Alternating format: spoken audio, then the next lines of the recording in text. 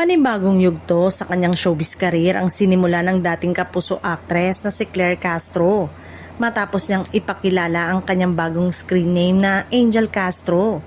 Kasabay ng kanyang rebranding ay ang pagbabago rin sa kanyang mga imahe bilang artista.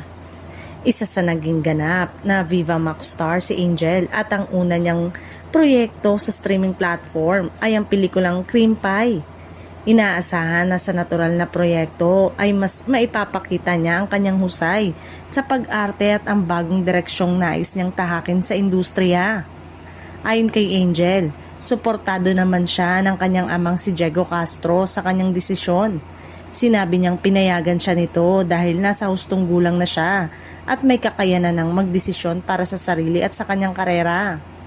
Matatanda ang naging bahagi si Angel ng GMA Network sa mga nakaraang taon at nakilala siya bilang Claire Castro. Gayunpaman, hindi na nasundan ang kanyang mga proyekto sa Kapuso Network dahilan upang maghanap siya ng panibagong oportunidad. Sa halip na manatiling naghihintay ng susunod na assignment, pinili ni Angel na sumubok ng ibang landas. Ang pagpasok niya sa Viva Max ay isa umanong malaking hakbang para maipakita ang kanyang versatility at mas mapalawak pa ang kanyang karanasan bilang aktres. Sa kabila ng malaking pagbabago ng kanyang karir, umaasa si Angel na patuloy siyang susuportahan ng mga tagahanga na sumusubaybay sa kanya mula pa noong nagsisimula siya sa showbiz. Excited din ang kanyang supporters na makita ang panibagong bersyon ni Angel at ang susunod na kanyang proyekto.